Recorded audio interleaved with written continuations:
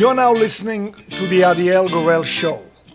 Each episode, I'll bring you the latest news from my discussions with top health and wellness experts so that you can bring yourself into better health. Today, on the Adiel Gorel Show.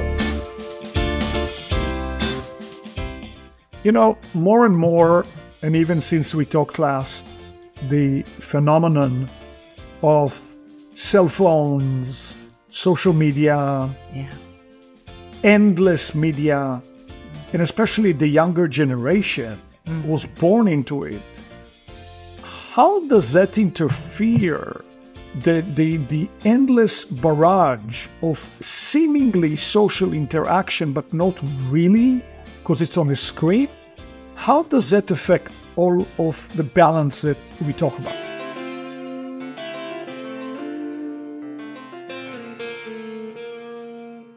And you don't have to go to therapy for a long time. I mean, it's very practical in that sense. It's very practical. It's very grounded and practical. And there's, millennia of experience with this model that says it works. I'm going back one step in our conversation about social interaction. And I remember being a younger person watching some TV series or movies about prisons. Well, as you know, they portray the prison as hell. Hell. I mean, there are gangs and you need to belong to that gang. And people try to maybe kill you or dominate. It sounds horrible. So finally, when I was watching one of those things, I remember they sent somebody, to isolation. And I thought, wow, that must feel like great relief from all the dangers that lurk right outside in the gen pop. Right. And then I learned that isolation is actually the worst punishment of all. It is. And at first I asked, how is it?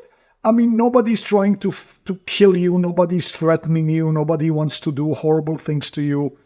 You can just lay back, but then I realized that the lack of social connection is so powerful that it actually supersedes the peace and quiet that you get from all the craziness outside. And that's true. That's true. And the interesting thing when you talk about socialization is that each of these 5 elemental personalities socializes in a very different way. They have very different socialization needs. For example, the water personality is very happy being alone. If they are with someone, they probably want them both to be reading their own books, that kind of a thing.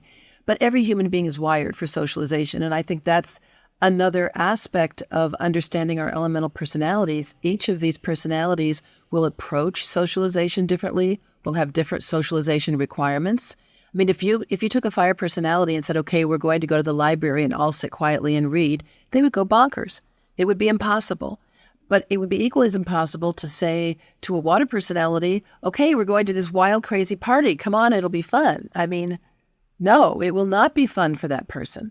So that's again where the understanding coming, because there's it's very clear there are generalizations about human behavior and human needs that are accurate across our species. Some of those will be gender related, but for me, I find a lot of them are based on what kind of personality they have. By the way, I think it actually goes beyond humans, because if we look at nature, the animals, by and large, I mean, I know that there must be exceptions, but they operate in groups. Yeah. The birds fly in a group. The wolves have a pack. I mean, It seems like it's even more universal than just humans. It is. And I think one thing that makes the human species unique is that we have developed distinctive personalities. It's not just all humans can pack together like it used to be in tribes. We've evolved to the place where we have the ability to select our own tribe, if you will. We aren't so dependent on survival that we have to stay with the tribe we're born in. We can expand our concept of tribe, ideally to include all people. But we also know what people we're comfortable with, what people make us uncomfortable, different people we need at different times. So I think that's the grace of being human, is that ability to expand our comprehension of it. It seems that when you think about, and you're also a healer, you're a doctor, so it seems like the way we're built relies so much on the environment in which we are. So we talked about the need to be social, but every process in our body relies on gravity exactly the way it is here on Earth. Yeah. It relies on the sun and the moon and the wind and the rain. And so it seems like we are just part of that big system. We are Sometimes I wonder, when somebody takes a trip to outer space, they may be giving up a lot of the basic elements, no pun intended, that we need for living. How is that gonna show when they come back? depends how long they're gone. And it also depends whether it's a solo flight or they have other crewmates.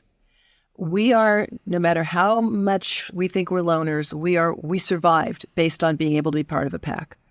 And so we are wired for the need for some connection, whether that's the hormonal need for procreation, whether that's romanticness that we feel, or protection for someone less fortunate than us. That's wired into us as part of our humanity.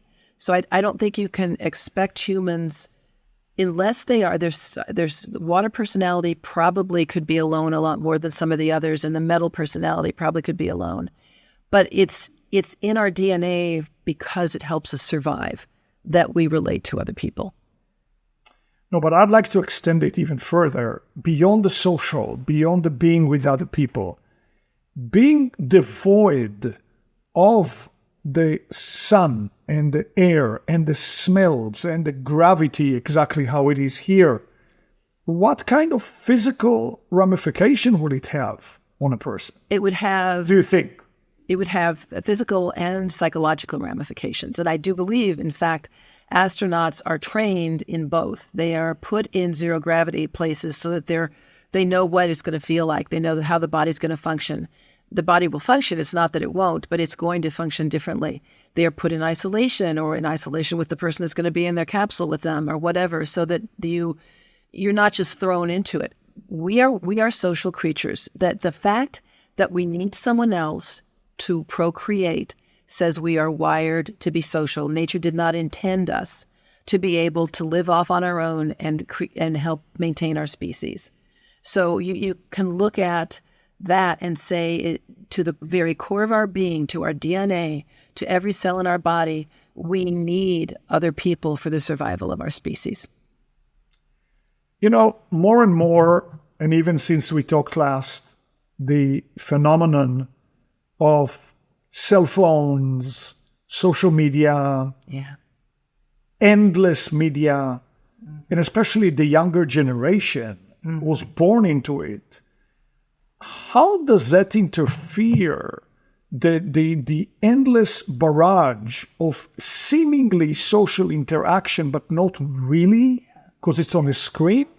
How does that affect all of the balance that we talk about? It has to affect it. I mean, I think it will depend, and I'm going to go back to those elemental personalities. The water and metal personalities are more comfortable alone than it would kill a fire personality to be alone all the time. And Earths, if they're the nurturers, the caregivers, well, they need someone to nurture and caregive.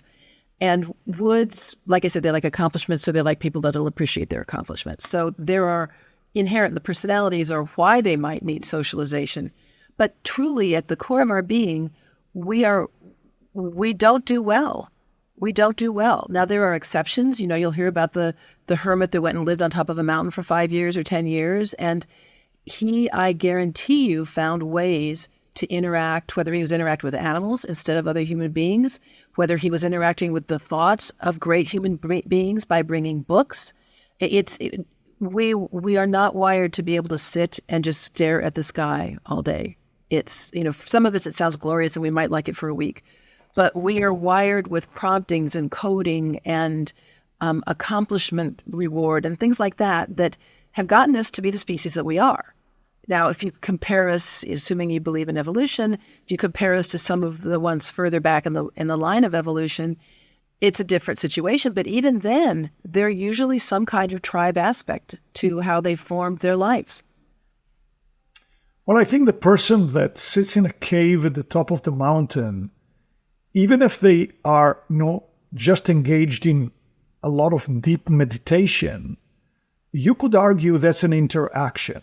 Yes. It's an interaction with a higher power. Yes. It's an interaction with your own inner self. You're constant, even though you're totally quiet, there's interaction.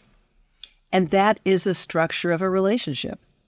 So your point is well taken, that they are in relationship, whether that's with their higher self or a higher being or whatever, it's a still reaching out for a relationship.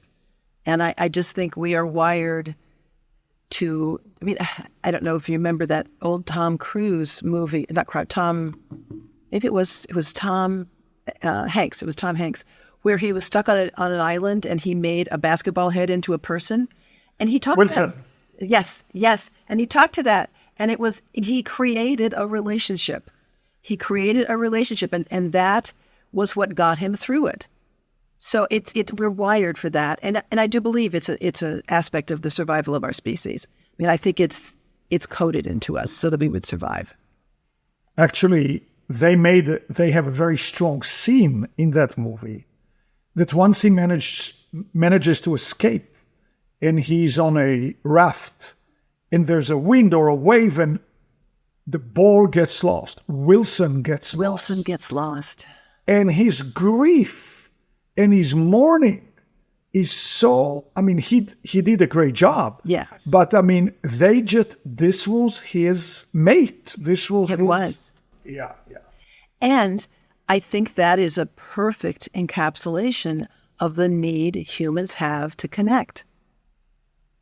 The problem becomes when you connect with someone you either don't understand, doesn't understand you.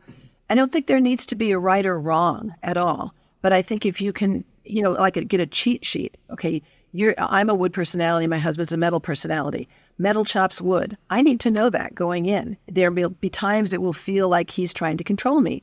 And in fact, one of the stories in my book is about the drive across a desert that almost ended our marriage. So but once you understand it, I can now say to him, okay, you're coming off a little metal here. And he knows what that means and he can back down. And I think that's the gift of the understanding, is instead of saying, oh my God, that person's such a jerk, I could say, oh my God, he is really metal right now and I'm not liking it. So it takes it down notches rather than escalating into a fight. Full Metal Jacket, but not in this context, of course. So yeah, I'm saying it again, I love the idea that you will be a coach, because part of the thing about our phones and the media and the social networks, our attention span has grown very short. So even when somebody says, look at my book, and you see the 3-page quiz and right away I get that sinking feeling. Oh my God, it's too much work.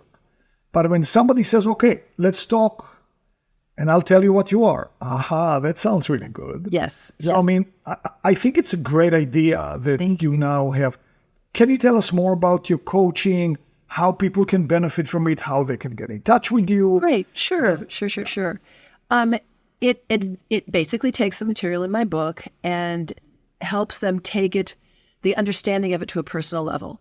I'm there to say, okay, I'll basically give them the quiz themselves, and say, so you've got this much water, this much earth, this much whatever. How do you think that manifests in your life? Let's talk about it.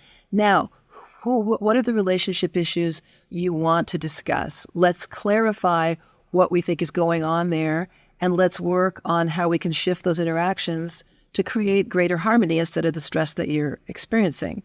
And human relationships are human relationships, whether they're family, whether they're professional, whether it's with friends, colleagues. The interactions are there. Once you have the understanding, you can choose to change it or not. I actually have worked with people that it's like, okay, great, I understand. I still don't like him and I don't want to be with him. It's like, honey, that's fine. But at least you understand him. And that's what matters. So how can I get in touch with you as a coach? What do we need to do? Okay, so they can email me at my email address, which is vmatthewsnd@comcast.net. My website is drvickimatthews.com. The quiz is there, so they can learn their elemental personality if they want. And, there's a lot of it on my website. They can do whatever they want. And when they're ready to set up a coaching, they can reach out and email me, and we'll set something up. Your email, you were a little bit quick with it. Sorry. Can you be very, very slow I'll with it? spell it out. It's Please. VMATTHEWSND@comcast.net. I also N as in Nancy. like a naturopathic doctor. It's basically V Matthews ND naturopathic doctor at comcast.net. V Matthews, N as in Nancy, D at comcast.net. So we send you an email or we go to your website, which is drvickimatthews.com. And Vicki is spelled Vicki, and Matthews has 2 T's. So Dr. Vicki Matthews, just the way you've got it there, .com. And so I assume that, of course, people can reach you from all over the world. You'll do it. Oh, yes, I do. I'm working with people in the UK right now, several people in the UK right now, Jamaica. We do Zoom. It's all done through Zoom. So it's a Zoom coaching and consulting. When you work with people, what would be the length of the number of sessions that you observe? We start with 3. The beginning is I am happy to do a 15-minute coffee chat for free. If they want to just get a sense of me and ask me their own questions, we can set up a 15-minute coffee chat. But when they decide they want the coaching, the first is a 3-session package where we'll actually, the first one, we go a deep dive into their personality. Hopefully they're taking the quiz. If not, we do the quiz together so that they get an understanding. And then we talk a little bit about, is the relationship issue you want to address with yourself or with somebody else? And we can help determine that other person's. And then we look at the dynamics. Is this a water puts out fire relationship, or is this a water feeds wood relationship? What are the dynamics? And is it going to feel good or bad? And how to work with that, how to understand that. And I actually work with one couple that I will not even say which one. One of them didn't enjoy sex. And I had them paint their bedroom red, and it changed everything. So it can, fire energy. Passion sits in fire. And they had a gray room. So you can do some weird, wild, wonderful things like that too, to help change what needs to be changed. Amazing. It really is amazing. So, and the book, of course, the book is still the theory behind. It's the history of it, the theory. It takes a deep dive into each of the 5 different personalities. Usually people, just by reading that part of the book, know who they are. They don't have to take the quiz. The quiz is in the book as well.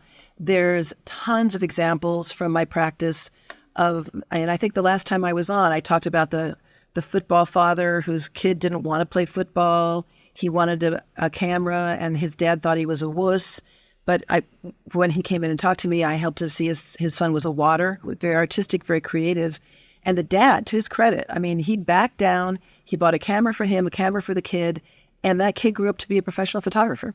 So it's like that level of change that can happen. And if you just know who you're dealing with and what you're dealing with. And it changes lives. It really does. And it's super and it's easy. So if people want to get the book, yes. What's the name? It's called, it was behind me, but here's a copy too. The 5 Elements of Relationship, How to Get Along with Anyone, Anytime, Any Place. And it's on Amazon. It was a #1 bestseller on Amazon for a while. It has won awards. It's been well received. Oh, great. And is it also available to listen to? It's on Barnes & Noble, I would think, as well. And can you listen to it as well? Oh, audiobook, absolutely. Audiobook? Yeah, there's an audiobook. And if somebody got excited about getting an autographed copy, they can order an autographed copy off of my website. I would say it would be quite a no-brainer to at least get the book. Yeah. And I'm actually personally very happy that you have a coaching practice, because I'm one of the lazy ones. I like a coach to lead me along. So it sounds really good to me. It would be fun. I'd love coaching you. I would love that. It's enjoyable for me because you see the light bulbs go on. You see them go, oh my God. I mean, whether we're talking about how they're raising that child or the person they're married to or their father, I will tell you, and I think I mentioned it in my book, understanding that my father was a water. He wasn't a distant, uncaring person. He wasn't wired to be in a family a lot. And that changed everything for me. I mean, he's gone now, but it made it less personal for me. And it was more about him and who he was. So it was a big deal. Big deal. Yeah, when I think about it, about all the combination between parents and children and siblings and love relationships and friends and work. Business partners. Oh my gosh. I worked with one person who was completely frustrated because they were hiring a new receptionist, and the person that was assigned to hire this person hired a water. Not outgoing. I mean, they should have hired a fire person, someone that would have been there. Hi, welcome. We're so glad you're here. What can we do for you? Type of thing. And it was a big, epic fail. And I pointed out, okay, you want to hire a fire there for that, but you don't want to hire a fire to be the person doing this, or this. So it makes a big difference at work too. It really does. Wait a second, but now you're opening up a new door. Yeah. So you have thousands of companies that interview millions of potential employees. Mm-hmm. It doesn't sound like it would be too difficult to add this very small layer to that job interview. I am working on a booklet now, my dear, about that exact thing. So it is. It makes a huge difference. And what's been fun is because my husband is so involved in this, he uses it in his office a lot. Absolutely. That is very fascinating. Vicki, thank you so much. Thank you. Every time we speak, I learn more. And I think this is a great resource. I hope that our viewers and listeners find it useful. They use your services. And I know we'll talk in the future, so I'm looking forward to seeing you. I hope so. I always enjoy my time with you. Thank you so much. Thank you for being here. Okay, take care. Thank you for joining me today for the second part of our amazing interview. If you didn't catch part 1, don't miss out. The link is in the description below for you. And be sure to click the subscribe button for more videos.